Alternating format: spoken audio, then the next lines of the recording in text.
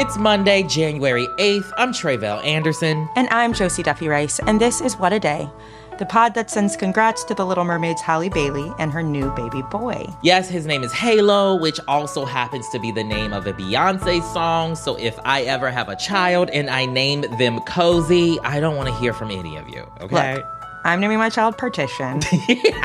Or XOXO. Not XOXO. No, thank you. On today's show, the latest on the war in Gaza, including increased fighting between Israel and Hezbollah and Lebanon. Plus, another government shutdown is on the horizon in just a few weeks, but it might get averted because of a new deal on the table. But first, I want to talk about the video I'm sure everyone has seen by now of the Alaska Airlines flight that had to make an emergency landing Friday after something happened midair that left a big old hole in the side of the plane. Yeah, this is one of those times I truly wish we could show you all video because it's truly crazy. Yeah, it's wild. Catch us up to speed. What happened? And also, how can I make sure this never happens if I'm on a plane? Gotcha. Okay, so it's Alaska Airlines Flight 1282. They left Portland International Airport, headed to Ontario, California. That's the Inland Empire, okay, San Bernardino County. Mm-hmm. It's about 5 p.m. Pacific on Friday, and shortly after takeoff, literally 6 minutes after takeoff, here is how one of the passengers on that flight, Evan Smith, described what happened next to local broadcaster KPTV Fox 12. There was a really loud bang towards the left rear of the plane and a whooshy noise, and all the air masks dropped. It was about as wide as a refrigerator and about as high as 2/3 of a refrigerator in height. And they said there was a kid in that row who his shirt was sucked off him and out of the plane, and his mother was holding on to him to make sure he didn't go with it. His shirt? Yeah. Oh, no. Yeah. No. It's crazy because, when you watch it, everybody seems pretty calm. Yes. Everybody's calm. Everybody's quiet. I was going to play a clip here on the podcast, but it's basically silent. All you hear is the, rushing wind coming through this big old hole. But yeah, all of the passengers were super calm. And even the flight itself, it was super, super calm. Literally within 20 minutes of takeoff, though, the plane was safely back on the ground. No serious injuries were immediately reported. And apparently what actually happened that caused this diversion is a, quote, explosive decompression at the window exit. That's how they're framing it officially. Basically, folks always want that exit row. It has a little bit extra leg room, a little bit more cozy, if you will. Well, on this plane, okay, a Boeing 737 MAX 9, that door, where that exit row door typically is, it's plugged and it's not in use. Luckily, there were no passengers seated in the seat closest to that panel that was there. But the fact that it blew off this one plane has now kicked off a full investigation into all 171 MAX 9 planes that are operated in the U.S. The Federal Aviation Administration ordered this investigation on Saturday, causing hundreds of flight cancellations over the weekend. Yeah, I'm glad they're investigating. What exactly will this investigation entail? Tell me how they're going to fix this problem. So what we know is that each MAX 9 plane will have to undergo an inspection that'll take between 4 and 8 hours per plane. And they're going to be checking to make sure that something like this won't happen again. They'll be evaluating Boeing's manufacturing processes, the FAA's oversight of the company, as well as any manufacturing or maintenance work Boeing or Alaska Airlines did on the plane itself. But it is important to note that this isn't the first time that a Boeing plane has raised eyebrows and concerns regarding passenger safety. In fact, as recently as 2019, a different Boeing plane, the 737 MAX 8 fleet, was grounded worldwide. That was after 2 separate crashes within 5 months of each other killed almost 350 people. So, eyes are once again on Boeing. And over the next week or so, we'll have to keep everyone updated on these developments, but you can guarantee that they're not interested in this happening again. Obviously, passengers, we don't want this happening. It definitely isn't good. Yeah, it is not good. Whew. Now for the latest in the Israel-Hamas war. There's a lot of different stories to talk about today. On Sunday, at least 9 Palestinians were killed in the West Bank, including a young child. You will remember that while the West Bank is not controlled by Hamas and is not considered to be a war territory, the area, which is partially illegally occupied by Israel, has seen increasing violence in recent weeks. 7 of the 9 Palestinians were killed in an Israeli drone strike. Meanwhile, Israeli military officials said they accidentally shot and killed a 3-year-old Palestinian girl. They were allegedly trying to, quote, neutralize the occupants of a vehicle at a border checkpoint. The girl, who was in another vehicle, was hit by officers' gunfire. That is, to say the least, an interesting course of events that lead to the death of a little girl who wasn't apparently even in the line of fire. Right. It kind of resurfaces those same concerns we've already heard throughout this entire war over there about, you know, the military's approach to doing what they're trying to do while minimizing civilian casualties. But like, something's off here. And then, of course, in Gaza, right, the war continues. Can you tell us what's happening there? The deaths in Gaza continue to rise. On Sunday, Hamza al-Dadou, a Palestinian journalist, was killed in an Israeli airstrike. He was the son of Wael al-Dadou, a well-known correspondent for Al Jazeera TV.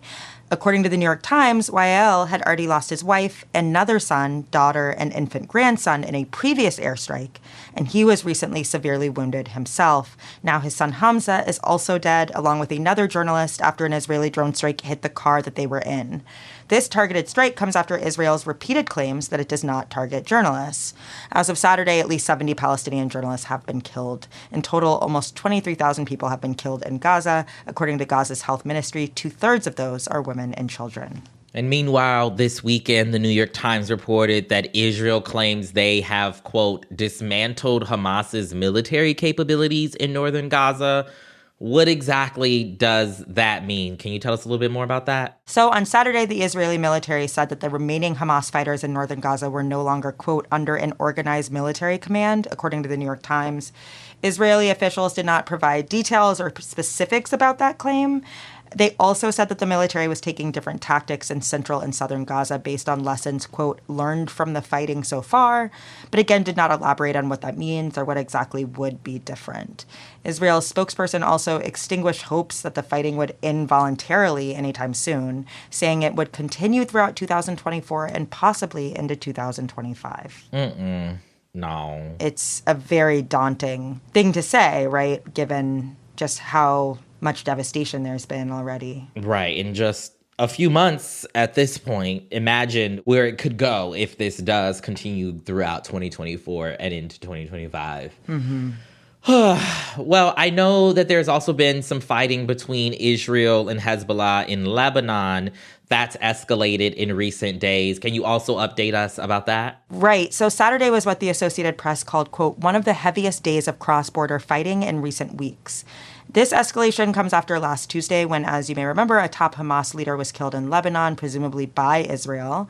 As a result, Hezbollah leader Syed Hassan Nasrallah said that if his group does not strike back, quote, all of Lebanon would be vulnerable to Israeli attacks, according to the Associated Press. This weekend, Hezbollah and Israel both fired dozens of rockets in the other's direction. And on Sunday, Israeli Prime Minister Benjamin Netanyahu issued a warning to Hezbollah, saying that they should, quote, learn what Hamas has already learned in recent months. So that's ominous. Very ominous. And I know there's one more update. U.S. Secretary of State Antony Blinken has been in the Middle East yet again. What is he doing there? What's he up to? Blinken is in the Middle East for the 5th time since October 7th. He's been spending a lot of time on this issue. This trip is expected to take him to Turkey, Greece, Jordan, Qatar, Israel, the United Arab Emirates, Saudi Arabia, the West Bank, and Egypt. So that is a lot of places that he's trying to hit. And Blinken's office has been vague about the goals of this trip, but reports say that part of his objective is to, quote, keep Israel's war machine in check, according to CNN. As we talked about on the show, the goal is very complicated by the enormous funding that the U.S. gives to the Israeli military, but the Biden administration is clearly aware of the increasing public discomfort regarding the devastation in Gaza. Blinken also stated the Biden administration's, quote, intense focus on preventing this conflict from spreading, and said that the goal would be a, quote, big part of the conversations we'll be having over the coming days. Obviously, what we just talked about what's happening in Lebanon just in the past few days, Lebanon and Israel, that's a tall order now because the threat of it spreading increases. But that is a lot to go over, but it is the latest for now. We will be back after some ads.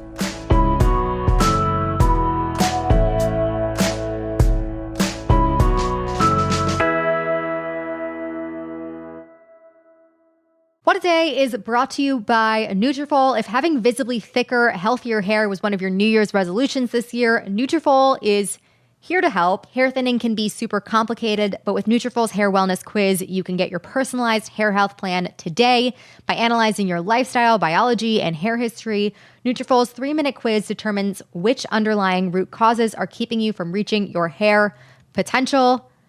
I recently just ran out of my Nutrafol, so I am, shall we say, freaking out because I am not ready to go back to life without Nutrafol. I'm sorry. I've seen the light. I have this hair now. It's the new year, I'm never going back. This is not how you want to start out the new year. No. I have to say, I gave Nutrafol to some people for Christmas because it's a good gift. It's a good gift, and between COVID and pregnancy, and hair just starts disappearing, and Nutrafol helps. Nutrafol is there to help. It is there to help. For a limited time, Nutrafol is offering $10 off your first month subscription and free shipping at Nutrafol.com/quiz when you enter the promo code DAY. Take the quiz and get started on reaching your hair wellness goals with Nutrafol today. Nutrafol.com, spelled Nutrafol.com/quiz, promo code DAY. This show is sponsored by BetterHelp. It's easy to get stuck on how you want to change in the new year instead of what you're already doing right. Therapy helps you find your strengths so you can make resolutions stick. Yes, we have told y'all time and time again about the importance of therapy. And trust me, you're going to really want your therapy once we hit 2024. So just go ahead and get started right now, okay? Let's do it now, because it's looking like a roller coaster, you know? And if you're thinking of starting therapy, give BetterHelp a try. It's entirely online. It's designed to suit your schedule. Just fill out a questionnaire to get matched with a licensed therapist. Celebrate the progress you've already made and that you could make. Visit BetterHelp.com/WAD today to get 10% off your first month. That's BetterHelp, HELP.com/WAD. This podcast is supported by Marvel Studios Echo, rated TV MALV. Viewer discretion advised. Maya Lopez has betrayed her mentor, the notorious Kingpin. Now, on the run, she returns to her hometown to prepare for the biggest fight of her life. Don't miss Marvel Studios' hardest-hitting series yet, an epic 5-episode event, Marvel Studios Echo. All episodes streaming January 9th only on Hulu and Disney+. Now let's wrap up with some headlines. Headlines. Like a headline about Travis Kelce, a government shutdown disappears for a while, but never truly goes away. And here we are again. Congressional leaders reached a deal yesterday on funding for 2024 as a deadline for a partial government shutdown inches closer. Congress needs to pass 4 spending bills by January 19th when funding for about 20% of the government runs out. And on Sunday, House and Senate leaders announced a nearly $1.66 trillion agreement. It allocates $886 billion in defense spending and nearly $773 billion towards non-defense spending. It also speeds up cuts to the IRS and rescinds about $6 billion in unspent COVID relief funds. President Biden said in a statement that the agreement, quote, moves us one step closer to preventing a needless government shutdown and protecting important national priorities. A second deadline to fund the rest of the government looms just ahead on February 2nd. U.S. Defense Secretary Lloyd Austin was hospitalized in an intensive care unit last week, and the Pentagon is facing heavy backlash because no one told the White House. According to the Pentagon's press secretary, Austin was hospitalized last Monday night for, quote, complications following a recent elective medical procedure. But the Pentagon waited until Thursday to notify any national security officials in the White House. That's fine. It's not like there's anything international going on. Politico was the first to report on the delay, prompting widespread criticism from Congress amid tensions in the Middle East. The Pentagon finally released a statement on Friday notifying the public of the secretary's condition, and Austin himself put out a statement on Saturday apologizing for keeping his hospitalization a secret, writing, quote, "I commit to doing better." Deputy Defense Secretary Kathleen Hicks will fill in for Austin while he continues to recover. I'm confused because my boss would have questions if I just went MIA for 4 days. So, like, what's going on? I don't know. Maybe you need a better boss, Josie. I know. I'm like, can I get a checked out one? Because this is feeling real good. Not for us as a country. Right. But, you know. Winter weather is in full swing across the United States. In the Northeast, a major storm brought rain and more than a foot of snow to some parts of the region over the weekend. Winter storm warnings were in effect yesterday for more than 17 million people from the Northeast to northern Arizona, and forecasters predict another storm system will cause winds and heavy snow over the plains and Midwest through Tuesday. Over on the West Coast, a winter storm warning had been in effect through Saturday in the Sierra Nevada, and in the South, severe thunderstorms are forecasted starting today in parts of Florida, Alabama, Mississippi, Louisiana, and Texas. And that comes after a tornado hit Fort Lauderdale, Florida on Saturday evening. Plus, another winter storm was expected to hit the Pacific Northwest Sunday night. And finally, some news from the entertainment world to start off your week. The Golden Globes aired last night, but the award ceremony that people actually care about began over the weekend with the first installment of the 75th Annual Emmy Awards. The ceremony usually airs in September every year, but last year's actor strike pretty much barred most of the nominees from even attending the ceremony, so the Television Academy had no choice but to push things back. Saturday night marked night one of the Emmys Creative Arts categories, and let's just say it was a good night for HBO. The Last of Us dominated with an impressive 8 wins. Nick Offerman and Storm Reed won Best Guest Actor and Actress in a Drama Series, respectively, for their roles in the apocalyptic video game adaptation. The show's production team also took home several titles for visual effects, makeup, and sound design. That visual effects one is well deserved, because that show was grossing me out with the mushrooms and the heads and the... Other hit shows like The White Lotus, Wednesday Beef, and The Bear also won big with 4 trophies each. Night 2 of the Creative Arts categories aired last night while we were recording the show. The Primetime Emmy Awards will air next Sunday, where the Academy will crown the winners of its bigger categories like Lead Actor, Lead Actress, and Best Series. Yeah, I just want to give a shout out to the legendary Jasmine Guy of A Different World fame. She won her first Emmy over the weekend for a role in a show I've never heard of called The Chronicles of Jessica Wu, but I am certain that Jasmine Guy deserved it, and Absolutely. Now I have a new show that I need to check out. We'll be watching that. Atlanta's own. So you know I love me some Jasmine Guy. And those are the headlines. One more thing before we go. What happens when one of China's most prominent human rights activists escapes house arrest in China, lands in America as a hero of freedom and democracy, then somehow reemerges a few years later as an avid Trump supporter? This is a story of Chen Guangcheng. In Crickett's newest podcast, Dissident at the Doorstep, hosts Allison Clayman, Colin Jones, and Yang Cheng tell the story of how a person can become a symbol for American values and what happens to them next. Listen to new episodes of Dissident at the Doorstep each Saturday beginning January 13th in the Pod Save the World feed, wherever you get your podcasts. That is all for today. If you like the show, make sure you subscribe, leave a review. Don't be afraid to use a sick day, Lloyd Austin, and tell your friends to listen. And if you're into reading and not just intensely researching the model of my next plane flight like me, What a Day is also a nightly newsletter, so check it out and subscribe at cricket.com/subscribe. I'm Josie Duffy Rice. I'm Tre'vell Anderson, and we bet there are kids out there named Sasha Fierce. As there should be. As there should be. Yeah. Luckily, you can go back and change your children's names, which I will be doing right after we get off this call.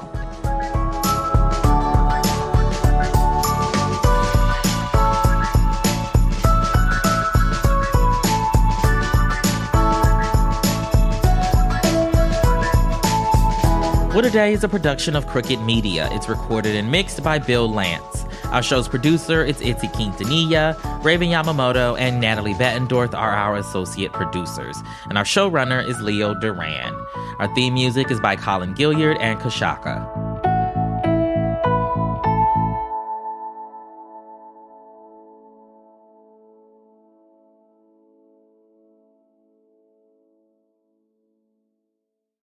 Welcome to your 2023 work recap. This year, you've been to 127 sync meetings, you spent 56 minutes searching for files, and almost missed 8 deadlines. Yikes! 2024 can and should sound different. With Monday.com, you can work together easily, collaborate and share data, files, and updates. So all work happens in one place and everyone's on the same page. Go to Monday.com or tap the banner to learn more. Sleep is the foundation of our mental and physical health. When you sleep well, you can perform at your best, mentally and physically. Improve your sleep with Beam's Dream Powder, a science-backed, healthy hot cocoa for sleep. The numbers don't lie. In a clinical study, 93% of participants reported Dream helped them get better sleep. Available in delicious flavors like chocolate peanut butter, cinnamon cocoa, and sea salt caramel, better sleep has never tasted better. And today, you get a special discount on Beam's Dream Powder, their science-backed healthy hot cocoa for sleep with no added sugar. Better sleep has never tasted better. Find out why Forbes and New York Times are all talking about Beam. If you want to try Beam's best-selling Dream Powder, get up to 40% off for a limited time when you go to shopbeam.com/crooked and use code CROOKED at checkout. That's shopbeam.com/crooked and use code CROOKED for up to 40% off.